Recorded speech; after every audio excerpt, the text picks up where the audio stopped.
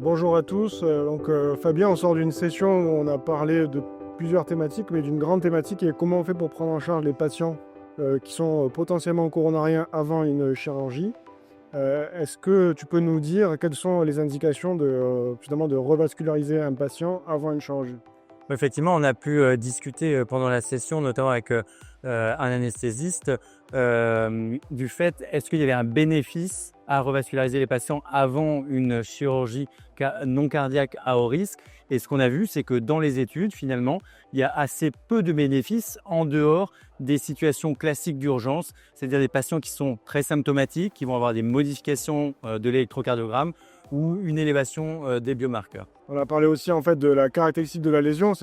Quand on fait la coronarographie, qu'on tombe sur une lésion menaçante, il y a quand même une indication à revasculariser avant la chirurgie, en particulier les chirurgies à risque hémodynamique comme un anévrisme de l'aorte abdominale.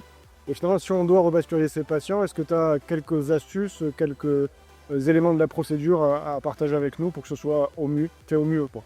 Alors oui, effectivement, déjà la première chose, c'est de discuter le timing de la chirurgie, puisqu'on sait que le risque de thrombose de stent, il est le plus important dans les 30 premiers jours. Et puis la deuxième chose, c'est d'essayer d'optimiser au mieux la procédure pour diminuer le risque de thrombose de stent. Ça va passer par l'imagerie endocoronaire, l'utilisation de plateformes adaptées avec une lithérapie courte et éventuellement le ballon actif pour limiter encore plus le risque de thrombose de stent et diminuer la durée de la lithérapie. Et dans cette session, on a fait aussi un parallèle chez les patients au risque hémorragique parce qu'ils sont anticoagulés, donc qui associent par exemple une FA et une maladie coronaire.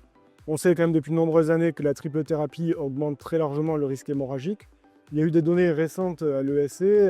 Qu'est-ce que tu as pu retenir sur cette thématique, Fiana?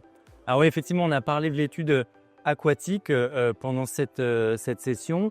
Et le message clé, c'est que finalement, après une angioplastie chez un patient qui est sous anticoagulant, eh bien, une bithérapie avec anticoagulant plus un antiplaquettaire pour une durée de 6 mois était supérieure à une bithérapie longue. Et donc, on pouvait arrêter le traitement antiplaquettaire au bout de 6 mois pour limiter à la fois le risque ischémique et le risque hémorragique.